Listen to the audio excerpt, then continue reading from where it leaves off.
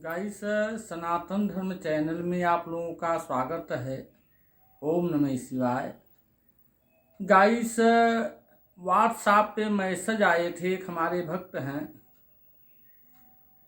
रवीश जी, उनके कथन के अनुसार जो है वीडियो पर्सनल बनाया जा रहा है। रवीश जी का कथन था कि गुरु जी, देवताओं से कैसे हम संबंध स्थापित करके अपने जीवन में जो है हर दोषों का निवारण कर सकते हैं। जीवन, मानव जीवन बड़ा महत्वपूर्ण जीवन होता है। 184 भ्रमण करने के बाद पाप और पुण्य का जब समांतर हो जाता है तो मानव के रूप में जो है जातक आता है, और एक ही मानव ऐसा प्राणी है जो हंस सकता है, बोल सकता है, सोच सकता है, चल सकता है, अनेक प्रकार की जो है वाहनों का जो है ड्राइविंग कर सकता है, भोजन ले सकता है, जल पान कर सकता है, भूख का एहसास कर सकता है, खान पान का जो है स्वादिष्ट जिह्वा पे जो है स्वाद लेकर के बता सकता है। यही तो प्राणी है। भगवान और प्राणी का संबंध का है क्या है, इस पे आप लोग विचार करिए। प्राणी जो है मृत लोक में आया है, भगवान के कृपा पात्र होकर के प्राणी जो है इस मृत लोक में आया है। गाइस, जानकारी के लिए बता रहा हूं, मृत लोक कोई अपना घर नहीं है। लोग कहते हैं मेरा घर है, नहीं, आपका घर नहीं है। ये मेरी पत्नी है, नहीं, आपकी पत्नी नहीं है। ये मेरे बच्चे हैं, नहीं, आपके बच्चे नहीं है। मेरे बैंक अकाउंट में इतनी जो है राशियां हैं, मेरे पास इतना धन है, नहीं। ये प्रकृति का सब है। आपको भोग करने के लिए इस मृत लोक में आने का जाने का दोनों टाइम फिक्स है। आप जो है मृत लोक में रह करके इसका भोग कर सकते हैं। मकान है, मकान का भोग कर सकते हैं, उसमें रह सकते हैं ग्रीष्म काल में, और बरसात में आपको जो है भीगना नहीं पड़ेगा, छत के नीचे आप रहेंगे। धूप में आपको जो है धूप नहीं लगेगी। कोई बवंडर हवा आता है उसमें आप सेफ्टी रहेंगे। खाट है सोने के लिए, पात्र है भोजन करने के लिए। धन का उपार्जन जो करते हैं आप, ये भगवान के ही कृपा के द्वारा ही धन का उपार्जन करते हैं। जैसे एक भक्त थे, अपने गुरु के पास जाते हैं, बोलते हैं गुरु जी हम कितना रुपया कमाएंगे। तो गुरु जी ने बता दिए, भाई तुम प्रतिदिन 20 रुपया कमाओगे। वो भक्त 40 रुपया कमाने लगा।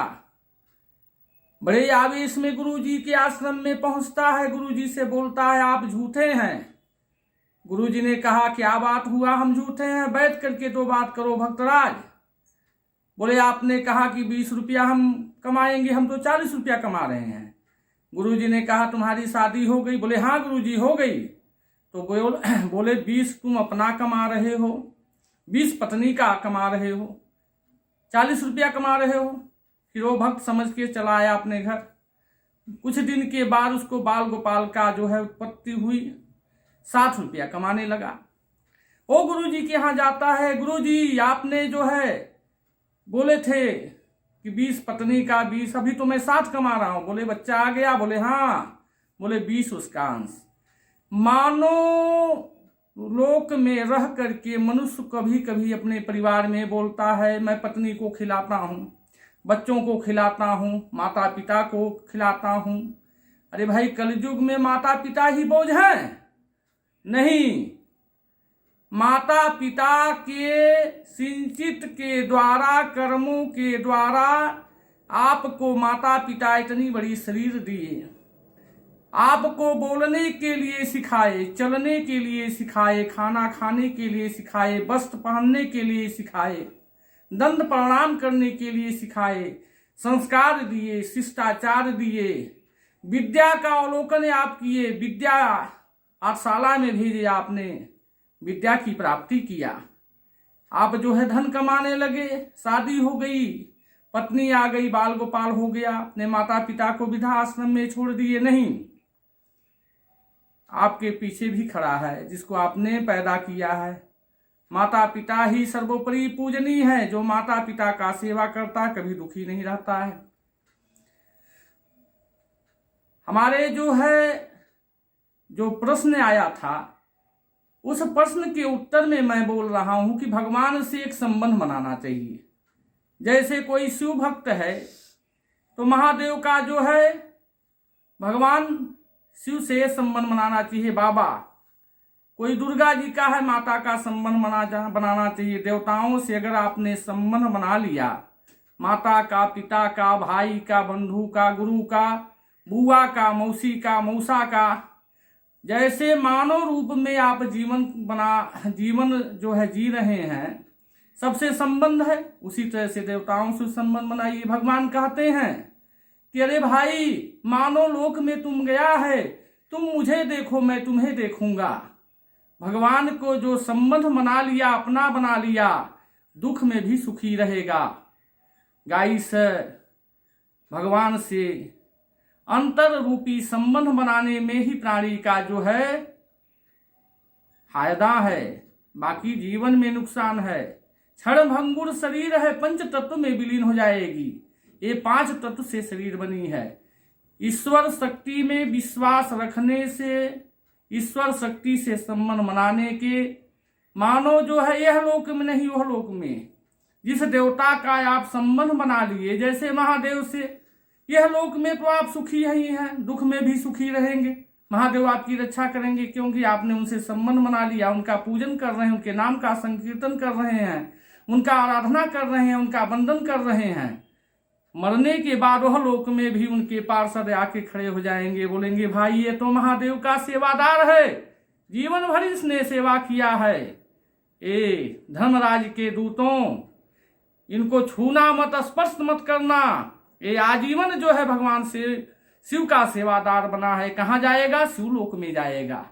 शिवलोक में पहुंचने के बाद उसको खाने की व्यवस्था, रहने की व्यवस्था, रमणीक स्थान में जो है सैर करने की व्यवस्था, वस्त्रों का व्यवस्था, और शयन करने के लिए अच्छा बिस्तर की व्यवस्था, भोजन करने के लिए अच्छा प्रसाद का पान करना। शिवलोक में रह करके शिव का पार्षद हो जाता है। यही तो देवताओं से संबंध बनाना है। मृतलोक में कुछ नहीं है, जो आया है वो भी जाएगा खाली हाथ। आने जाने का दोनों टाइम निर्धारित है। मेरा, मैं, आपका कुछ नहीं, सब प्रकृति का है। आप भोग किए, आपके दादाजी भोग किए, बाबा जी भोग किए, पिताजी भोग किए, आप भोग किए, आपका बेटा भोग करेगा। ऐसे पीढ़ी चलती रहेगी। आप मरते रहेंगे, जन्म लेते रहेंगे, सत्कर्म करेंगे, मोक्ष की प्राप्ति हो जाएगी। गाइस, ओम नमः शिवाय, हर हर महादेव।